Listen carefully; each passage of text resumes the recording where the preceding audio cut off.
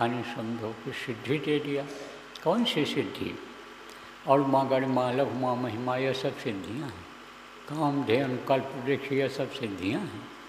कामधेनु मिल जाती है तो जो कामना करो वो हो जाता है, जो इच्छा करो वो हो जाता है, जिस चीज़ की इच्छा करो वो चीज़ मिल जाती है। आप समझो कामधेनु, कल्पवृक्ष, कल्पवृक्ष में आदमी कामना करता है, तो कामना करता है, चीज़ तो दिखाई पड़ती है लेकिन वो चीज़ मिलती नहीं है। तो यह सब सिद्धियाँ मिल गई उसको। सिद्धियाँ मिल गई तो उसने ऐलान कर दिया, कहा जिसको भी स्वर्ग चलना हो वो हमारा दर्शन करे तो हम उसको स्वर्ग पहुँचाएंगे। क्योंकि यह आत्मा जिस लोक में पहुँचती है उस लोक की शक्ति इसमें आ जाती है, वैसी ही वो हो जाती है, वैसी ही पावर आ जाती है। जिस भी लोक में पहुँचेगा, सरस्वती का दर्शन करेगा तो विद्या बुद्धि बहुत तेज हो जाएगी। आप ये समझो कि अनिशु लोक में पहुँचेगा तो शिव जैसी शक्ति आ जाएगी, विष्णु लोक में पहुँचेगी जीवात्मा तो वैसी शक्ति आ जाएगी। तो स्वर्ग में पहुँच गया था वो। स्वर्ग में जब पहुँचा तो स्वर्ग की शक्ति आ गई, तो कहा कि हमारा दर्शन जो करेगा उसको स्वर्ग ले जाऊंगा, स्वर्ग का सुख मिलेगा। तो ऐलान करवा दिया कि जो लोग स्वर्ग जाना चाहते हैं, स्वर्ग देखना चाहते हैं, वो लाइन से खड़े हो जाएं। तो सवारी निकली उसकी और स्वर्ग जाने के लिए। स्वर्ग का सुख यानी समझो कि बहुत अधिक है जीवात्मा को वहाँ। शांति तो नहीं है, सोचती तो रहती है जीवात्मा कि हमको मनुष्य शरीर में जाने के बाद ही मुक्ति मिलेगी, लेकिन खाने की, रहने की वहाँ बहुत सुविधा है, बहुत आराम है, बड़ा सुख है वहाँ, बहुत सुंदर दृश्य है वहाँ। तो सब लोग खड़े हो गए। तो खड़े हो गए तो अब शोर शराबा होने लगा, आवाज़ लगने लग गई। और वो बैठा था एक गांव में, वहीं रास्ता था, वहीं से उसकी सवारी निकल रही थी। तो उसने कहा, भाई ये शोर शराबा कैसा हो रहा है? तब किसी ने कहा, कोई महात्मा आ रहे हैं, वो लोगों को स्वर्ग दिखा रहे हैं, स्वर्ग पहुंचा रहे हैं। तो वो सब लोग तो ऐसे सामने खड़े थे, वो ओढ़ करके महात्मा ऐसे और पीछे मुँह करके बैठ गया। तो जब उसकी सवारी आई उस साधु की, तो उसने कहा, भाई हमारे दर्शन के लिए दौड़ दौड़ करके लोग आ रहे हैं और ये कौन आदमी बैठा है जो मुंह फेरे हुए बैठा है, पीठ दिखा रहा है हमको, सब लोगों का मुंह देख रहा हूँ, इसका पीठ देख रहा हूँ। तो जरा कहा, भाई ये कौन है? खोलो भाई, कौन हो आप? मुँह खोल दो।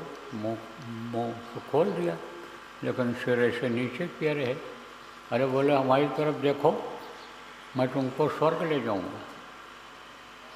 तब जो पहुँचे हुए फ़कीर थे उन्होंने कहा कि इसीलिए तो तुम्हारा मुँह हमको देखना नहीं, मैं तो जाना चाहता हूँ सचखंड, सतलोक जाना चाहता हूँ, और तुम हमको स्वर्ग में फंसाना चाहते हो, तुम हमको स्वर्ग ले जाना चाहते हो, तो तुम्हारा मुंह देखना पाप है मेरे लिए, इसलिए मैं तुमको नहीं देखना चाहता हूँ। तब उसको ज्ञान हुआ है, क्योंकि स्वर्ग और वैकुंठ तक जो पहुँच जाते हैं उनको कुछ जानकारी तो हो ही जाती है, कुछ जानकारी हो जाती है। जैसे वेद लोग पढ़ते हैं तो वेद में बहुत सारी चीज़ें लिखी हुई हैं। अब ब्रह्मा को वेद मिला, वेद पाए ब्रह्मा हर्षाई, ब्रह्मा को मिला, ये सब जानकारी तो उसमें लिखी हुई है। लेकिन नियत आगे भी कुछ है, इसकी जानकारी नहीं हो पाई वेद के द्वारा। वेद में ये नहीं लिखा हुआ है कि आगे ये चीज़ें हैं। तो जानकारी तो हो ही गई थी, भाई स्वर्ग से ऊपर भी अन्य लोक हैं, वो उन लोगों की ये बात कर रहे हैं। हाँ, तो वहीं पर उनका पैर छू लिया और कहा कि तुम हमसे भी बड़े हो और तुम महान हो, तो प्रेमियों, ये जो आ रहा है आपका नवरात्र, यह शुभ दिन तो है, शुभ मुहूर्त तो है, तभी तो देवताओं के लोग पूजा करेंगे, तभी तो इसमें देवलोक के धनियों से अनेक चाहेंगे, कुछ चाहेंगे। लेकिन यह लक्ष्य आपका नहीं होना चाहिए कि देवताओं को खुश करके हम समझो कि स्वर्ग और वैकुंठ चले जाएं। आपको तो बहुत आगे जाना है, और वो रास्ता गुरु महाराज ने बताया जो स्वर्ग और वैकुंठ जाने से जाने के बहुत ऊपर से गया हुआ है, तो वही यही नाम जो बताया गया 5 नाम, इन्हीं के ये सब वंशज हैं, इन्हीं के उपजाए हुए ये सब हैं। जहाँ से आपकी साधना शुरू होती है उससे नीचे की ही साधना सब लोग बताते हैं, नीचे का ही लोगों का वर्णन लोगों ने कर रखा है, वही उसमें लिखा हुआ है धार्मिक ग्रंथों में। तो आपको तो ऊपर जाना है, कहाँ जाना, उससे ऊपर कई स्थान ऊपर आपको जाना है। आपकी आत्मा वहाँ से आई हुई है और वहीं आपको पहुँचाना है, तो ऊंचा ऊंचा दर्जा आपका है, उससे उनसे ऊंचा दर्जा है। सच पूछो तो आप अगर आप इसको करने लग जाओ, सुमिरन करने लग जाओ, ध्यान करने लग जाओ, भजन करने लग जाओ, तो आप ऊंचा स्थान पा सकते हो। काफ़ी मेहनत के बाद जो लोग स्वर्ग वैकुंठ पहुँच सकते हैं, आप कम मेहनत में उससे समझो कि ऊपर चले जाओगे। अब आपको और समझा दें गांव के लोग, जैसे सीढ़ी होती है, सीढ़ी पर चढ़कर जाना होता है। तो जैसे 1 मंजिल आप गए, 2 मंजिल गए, मान लो 7 मंजिल 5 मंजिल जाना है आपको, तो एक मंजिल समझो कि ऊपर से उसका रास्ता होता है जाने का, और वहाँ पर ठहराव होता है, रुकने की जगह होती है, चबूतरा टाइप का बना रहता सीढ़ियों पर, और उस पर से पहली मंजिल में अंदर जाओ, फिर दूसरी में जाओ, तीसरी में जाओ। अब किसी को 7वीं मंजिल पर जाना है और नीचे से अगर उस पर जाने लगा तो 2 मंजिल 1 मंजिल 2 मंजिल 3 मंजिल चढ़ेगा, तब तो 7वीं मंजिल पर जाएगा।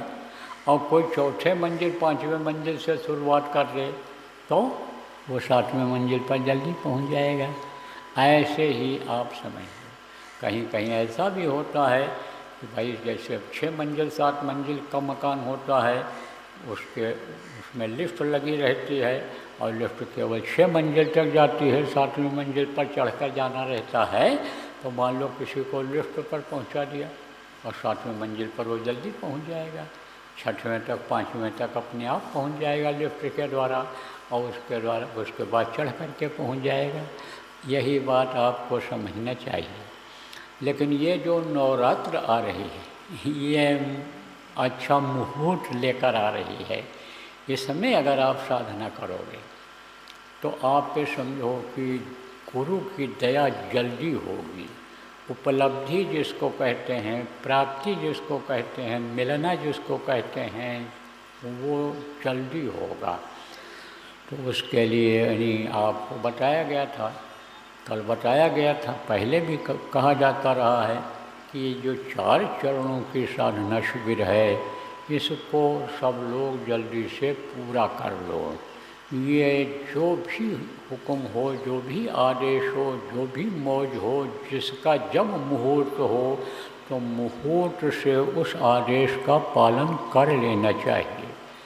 तो नवरात्र से पहले पहले आपका अगर रह गया है तो आप उसको पूरा कर लो, 4 चरणों में पूरा कर लो। जिनका ये कही हुआ है, जो हुआ है, उनके लिए भी मौका है, आप लोग इसको पूरा कर लो। फिर नवरात्र में सबके लिए आदेश मिलेगा, जो साधना करते हैं उनके लिए भी, जो नहीं करते हैं केवल नामदानी हैं उनके लिए भी, जिनका पर्दा अंदर का हट गया है, यानी आँख और कान खुल गया है, उनके लिए भी, और जिनका नहीं खुला है उनके लिए भी बता दिया जाएगा, उनके लिए बता दिया जाएगा। तो देखो प्रेम, जिनका पर्दा नहीं हटा है, जिनकी आँख अंदर की नहीं खुली है, जिनका कान अंदर का नहीं खुला है, ऐसे लोगों को आप ये समझो कि ज़्यादा थोड़ी मेहनत करनी पड़ेगी, ज़्यादा मेहनत करनी पड़ेगी। तो अब जैसे यहाँ साधना शिविर कि कल आपका समापन हुआ और आप 72 घंटा का साधना किए, तो जगह जगह से आप आकर के यहाँ बैठ कर के किए, तो इसी तरह से जगह जगह पर साधना शिविर यानी समझो दूर लगा करके यानी ये संभव नहीं हो पाएगा, क्योंकि कुछ लोग यहाँ पहुँचे, सत्संगी बहुत हैं। आप जितने लोग यहाँ बैठे हो सुन रहे हो, आप समझो कि आप सब लोग नहीं पहुँच पाए थे, कुछ लोग यहाँ आए, कुछ ही लोग आए और वो 72 घंटे का साधना शिविर में रहे, आप सब लोग नहीं पहुँच पाए। तो अब आपके लिए कोई सरल रास्ता निकाला जाएगा और वो बता दिया जाएगा नवरात्र आने से पहले पहले, उस हिसाब से आप लोग करना। और जिनका पर्दा हट गया है, सुन लो, समझ लो आप सब लोग, जिनका पर्दा हट गया है, जिनको आगे बढ़ना है, जो अंधेरे से उजाले में चले गए हैं और उनको तेज़ी से चलना है, उनको दौड़ना है और दौड़ करके जल्दी से यानी मुकाम हासिल कर लेना है, उनके लिए साधना शिविर अलग लगेगी। वो कहाँ लगेगी? उज्जैन आश्रम पर। समझ लो प्रेमी, जिनको कुछ सुनाई पड़ता है, जिनको कुछ दिखाई पड़ता है, जो साधना में आगे बढ़ चुके हैं, जो अपने शरीर को साध लिए हैं और मन जिनका सधने लग गया है, ऐसे लोगों के लिए साधना शिविर उज्जैन में लगाई जाएगी। नवरात्र में 9 दिन की ये रहेगी, एक ही समय पर शुरू होगा और उसी समय पर ख़त्म होगा जब 9 दिन पूरा हो जाएगा। तो आप लोग जिनकी साधना अच्छी बनती है और उसमें और बढ़ोतरी चाहते हो, तरक्की चाहते हो, वहाँ पर आ जाना।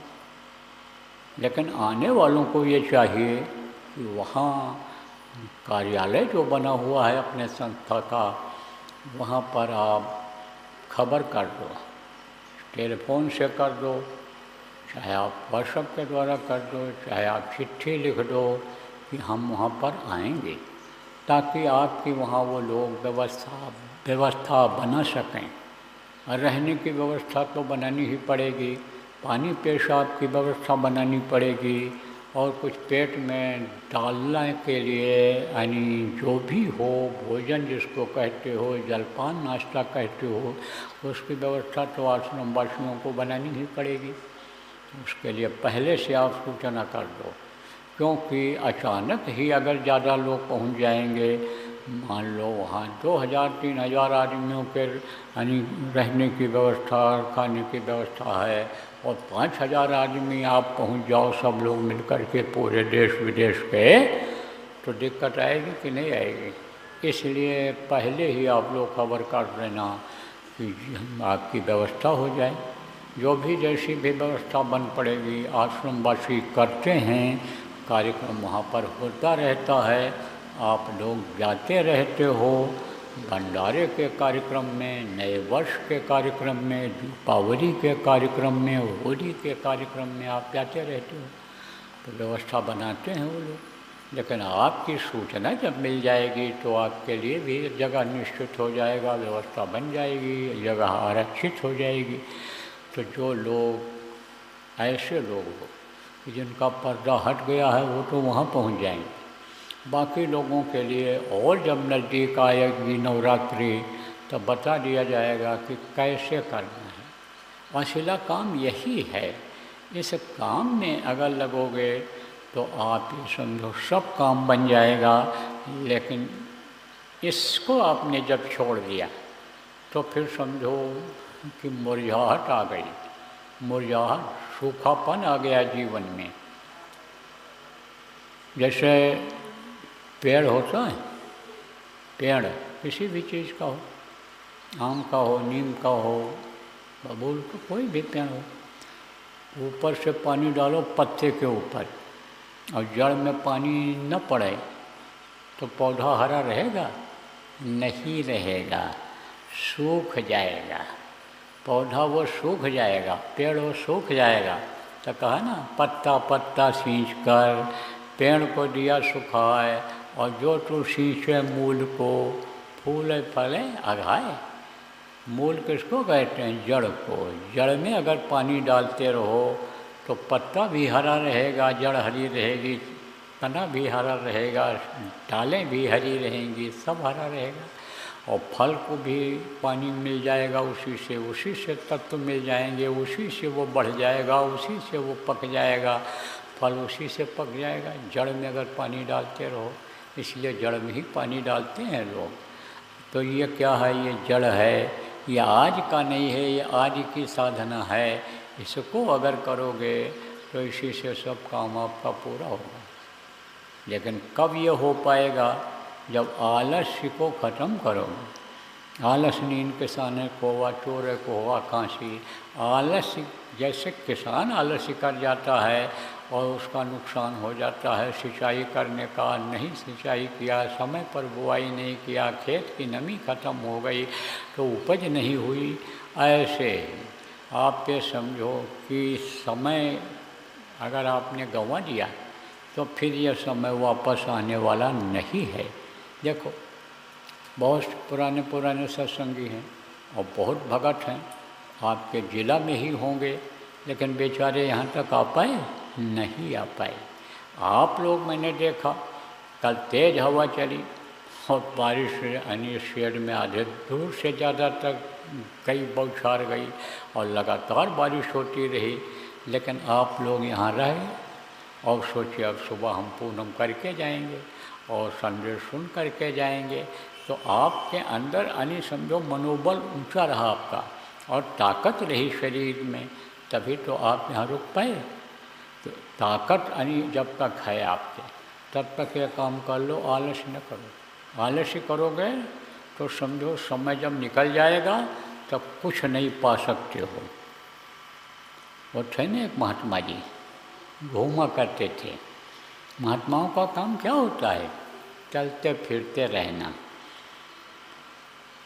जो पानी रुक जाता है वही गंदा हो जाता है, उसी में बदबू आने लगती है। और जो साधु लगातार एक जगह पर बैठ जाते हैं, चाहे साधु हों, चाहे साधक हों, चाहे प्रचारक हों, एक ही घर में रुक गए, एक ही गांव में रुक गए, तो समझ लो कि खतरा उनके लिए पैदा हो गया। कहते हैं रमता योगी बहता पानी। तो जो योगी होते थे, योग करते थे,